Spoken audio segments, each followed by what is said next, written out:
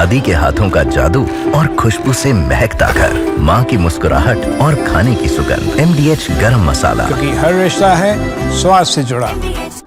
और अब वो सियासी खबर जिसका जवाब देश में हर कोई जानना चाहता है। उपराष्ट्रपति जगदीप धनखड़ के इस्तीफे पर TV9 भारतवर्ष के पास अंदर की खबर है।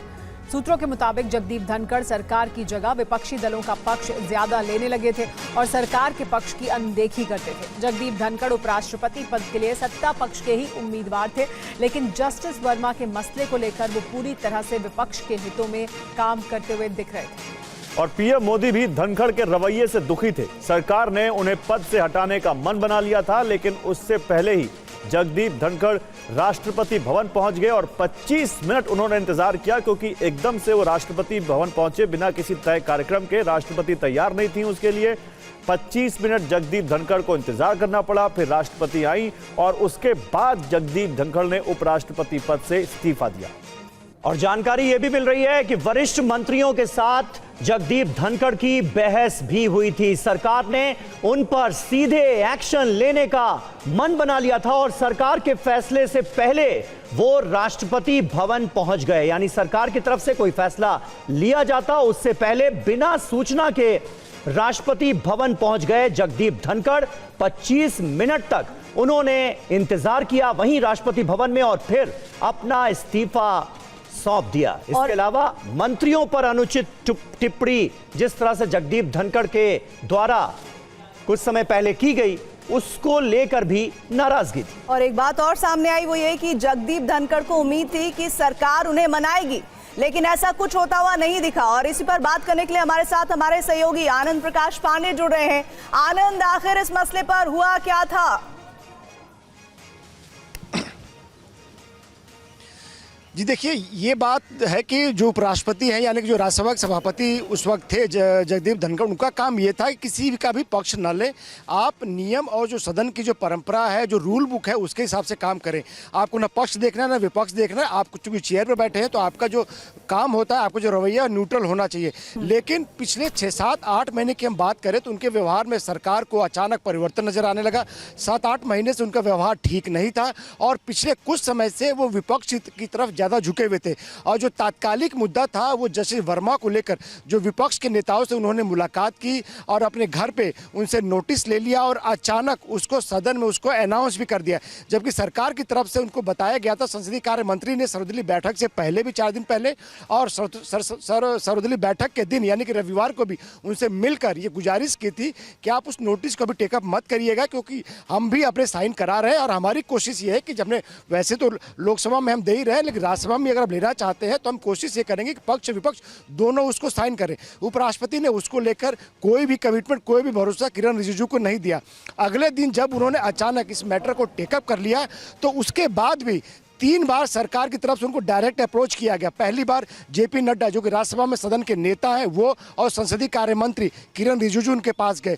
जब वो नहीं माने कुछ देर बाद किरण रिजिजू और अर्जुन राम मेघवाल उनके पास गए और तीसरी बार सिर्फ अर्जुन मेघवाल उनके पास गए। तीनों बार उन्होंने उनके रुख में कोई बदलाव नहीं आया, वो अड़े रहे। और फिर बाद में जब प्रधानमंत्री को इस बात की जानकारी मिली, जो 1-1.5-2 घंटे लंबी बैठक थी प्रधानमंत्री के साथ, उस बैठक में प्रधानमंत्री खासे दुखी दिखे। उनका ये कहना था कि सभापति का काम ये होता है कि सबको साथ लेकर चले, लेकिन ये जो रवैया ये ठीक नहीं है और सरकार को लूप में नहीं रखा जा रहा है। और जिसके बाद एक मैसेज देने की कोशिश की गई उनको कि अगर आप अभी भी नहीं माने तो सरकार के पास आपको हटाने के दूसरे विकल्प हैं। जाहिर तौर पर सरकार का इशारा जो था वो अविश्वास प्रस्ताव की तरफ था। और उसके बाद प्रधानमंत्री की बैठक के बाद राजनाथ सिंह के कमरे में बैठक हुई, सभी केंद्रीय मंत्री वहाँ बैठे और एक एक करके एनडीए के जो राज्यसभा के सांसद हैं उनको बुलाया गया, उनसे साइन कराए गए। एक जो लेटर था वो इसलिए था ताकि जो सरकार की तरफ से दिया जाता जस्टिस वर्मा के को हटाने के लिए जो नोटिस दिया जाता, और दूसरा था बताया गया हमें, बाद में बताया गया हमें कि वो इस बात का संकेत था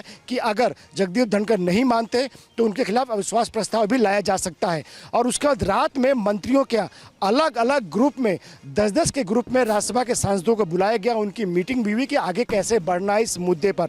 लेकिन इस बीच जब उनको ये पता चल गया और सरकार के एक वरिष्ठ मंत्री का उनके पास फोन चला गया जिसमें उन्होंने, हालांकि हालांकि उसमें भी भरोसा नहीं दिया, लेकिन जब उनको ये पता चल गया कि सरकार अब मन बना चुकी है, मेरा जाना तय है, तो बेहतर होगा जो विदाई हो वो अच्छी हो। तो खुद अचानक राष्ट्रपति के यहाँ पहुँच गए, बिना पहले से समय लिए, बिना सूचना दिए।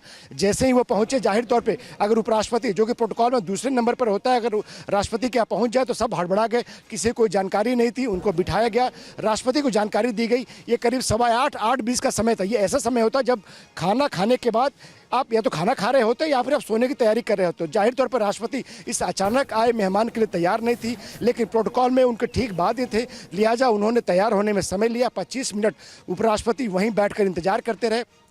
25 मिनट के बाद जब राष्ट्रपति आई तो उन्होंने उनसे मिलकर अपनी बात रखी और उन्होंने अपना इस्तीफा दिया, और उसके बाद भी करीब 15-20 मिनट वहाँ बैठे रहे। और उसके बाद जो उनसे कुछ लोग मिले, उन्होंने बताया, उनकी बात से ये लगा कि उपराष्ट्रपति को ये उनको ऐसा लग रहा था, उनको ऐसी संभावना नजर आ रही थी कि इस इस्तीफे के बाद शायद सरकार उनको मनाने की कोशिश करेगी। लेकिन सरकार का रुख पहले से ही तय था, क्योंकि ये एक घटना नहीं थी, ऐसी घटनाएं लगातार हो रही थी और 6 से 8 महीने से लगातार ऐसा देखा जा रहा था। तो जिसके बाद सरकार ने तय किया कि अब इनको जाना होगा, और उपराष्ट्रपति ने फिर उनके जो पत्र है उसको होम मिनिस्ट्री को भेज दिया नोटिफिकेशन के लिए, और अगले दिन 11 बजे राज्यसभा में अनाउंस कर दिया गया कि उनके उपराष्ट्रपति का जो पद है वो रिक्त हो चुका है, और उसको लेकर चुनाव की प्रक्रिया होगी वो सांसदों को समय पर दी जाएगी। जी आनंद, लेकिन ये साफ तौर पर अब कहा जा सकता है कि सिर्फ एक घटना या एक दिन का ये पूरा मुद्दा नहीं था, यानी पिछले काफी समय से जो तनाव है वो चला आ रहा था। क्या अब ये कहा जा सकता है कंफर्टेबली? देखिए, इसको तनाव नहीं कहेंगे। जो जिस पार्टी ने, जिस सरकार ने आपको उस सर्वोच्च पद पे बैठाया है, जो कि प्रोटोकॉल में दूसरे नंबर पे संवैधानिक पद है, अगर आप उसको डिफाई करते हैं, डिफाई मतलब आपको आदेश नहीं दे सकता कोई भी, क्योंकि आप पद में बड़े हैं, लेकिन अगर आप उस पक्ष को साथ लेकर नहीं चले, जो कि आपकी जिम्मेदारी है पक्ष विपक्ष को साथ लेना, तो जाहिर तौर पे आपको ये नतीजा भुगतना ही पड़ेगा। क्योंकि उनको लेकर बहुत सारी शिकायतें आ रही थी, लेकिन सरकार उस पर चुप बैठी हुई थी, कोई कार्रवाई नहीं कर रही थी। कई वरिष्ठ मंत्री जो कि शीर्ष के मंत्री हैं, उनसे उनको वो सार्वजनिक तौर पे शिवराज सिंह चौहान का उदाहरण सामने है, और व्यक्तिगत तौर से भी अपनी मुलाकातों में उनका व्यवहार बहुत रूखा होता था। कई ऐसी बातें उनसे कहते थे, एक्सपेक्ट करते थे कि जो कि नियमों के तहत नहीं किया जा सकता। उदाहरण के अगर हम कहें तो उनका जो काफिला है, उनके काफिले में जितनी भी गाड़ियाँ चलती है, तो उन्होंने कहा कि इसको मर्सिडीज में बदलवा दीजिए, सारी गाड़ियों का मर्सिडीज में बदलवा दीजिए, और मर्सिडीज की जो गाड़ियाँ होंगी वो भी टॉप हैंड होंगी, यानी कि सबसे ऊँचे मॉडल गाड़ियाँ होंगी। लेकिन इसका एक प्रक्रिया होती है, कोई गाड़ी चल रही है राष्ट्रपति, उपराष्ट्रपति या प्रधानमंत्री का काफिले में, तो उसका समय होता है, उसका इंजन का एक समय होता है, उसके समय समय पर रखरखाव होता है, फिर उसके बाद उसको चेक करके उसको बदला जाता है। तो ऐसे में अगर आप ये मांग करते हो तो उस मांग को तुरंत पूरा नहीं किया जा सकता, और साथ ही साथ इसके लिए एक्सपेंडिचर के लिए एक दूसरा तरीका है, उसके थ्रू आपको रूट होना पड़ता है। लेकिन बार बार इसके लिए दबाव डालते थे। उनके काफिले में 2 गाड़ियों को उसके बाद मर्सिडीज में बदला भी गया, लेकिन वो सारी गाड़ियों पड़े हुए थे। ऐसे कई घटनाएं हैं जो सरकार को उसकी जानकारी समय समय पर दी जा रही थी, लेकिन सरकार को लगता था कि ये उपराष्ट्रपति के पद पर है और हमने इनको बनाया, तो लिहाजा जाहिर तौर पर सरकार उसको इग्नोर करती रही। और 1-2 बार तो ऐसी भी घटनाएं हुई जब इन्होंने सरकार को प्रशासनिक और जो डिप्लोमेटिक असमंजस होता है उसमें डाला। जैसे कि अप्रैल के महीने में जब जेडी वैंस, जो कि अमेरिका के उपराष्ट्रपति हैं, जब उनका भारत आने का कार्यक्रम था, तो इन्होंने सरकार को ये मैसेज दिया कि चूंकि वो उपराष्ट्रपति हैं अमेरिका के और मैं यहाँ के उपराष्ट्रपति हूँ, प्रोटोकॉल में हम दोनों बराबर हैं, लिहाजा उनको लेकर जो भी बैठकें हैं वो मैं करूँ, और मैं ही उनके तमाम दिल्ली भारत में जो होने वाली बैठकें हैं उसको कोऑर्डिनेट करूँ। उसको लेकर वो अड़े रहे थे, जिसके बाद सरकार की तरफ से उनको समझाया गया, ये बताया गया, सरकार के शीर्ष मंत्री ने उनको फोन किया, जब लगा कि बात बिगड़ सकती है, ये बताया गया कि वो उपराष्ट्रपति भले हैं, लेकिन वो वहाँ के राष्ट्रपति डोनाल्ड ट्रंप का मैसेज लेके हमारे प्रधानमंत्री के लिए आ रहे हैं। तो आप ये मत देखिए कि उपराष्ट्रपति और आप उपराष्ट्रपति हैं, तो प्रोटोकॉल के चलते वो यहाँ पे आ रहा है और आपको सब कोऑर्डिनेट कर रहा है, जिसके बाद बड़ी मुश्किलों से वो माने। तो ऐसी और भी कई घटनाएं हुई जिसमें शीर्ष के जो मंत्री हैं उनको 3-4 बार उनको फ़ोन करना पड़ा। उसमें भी कई बार जगदीप धनखड़ की तरफ से उनको ये बताया गया कि आप मुझे मत बताइए कि नियम क्या है, कानून क्या है और संविधान क्या कहता है। मैं उपराष्ट्रपति हूँ, मैं राज्यसभा का सभापति हूँ और मुझे नियम पता है। तो जाहिर तौर पर ये बिल्डअप हो रहा था और ट्रिगर जो था वो जस्टिस वर्मा वाला जो मामला था, जो उन्होंने बिना सरकार को लूप में लिए हुए, और जब सरकार ने उनसे गुजारिश की तो नहीं माने, और उसके बाद फिर उन्होंने जो भी राज्यसभा में हुआ उसके बाद आपके सामने है। जी बहुत शुक्रिया आनंद इस तमाम जानकारी के लिए। दादी के हाथों का जादू और खुशबू से महकता घर, माँ की मुस्कुराहट और खाने की सुगंध, MDH गरम मसाला, क्योंकि हर रिश्ता है स्वाद से जुड़ा।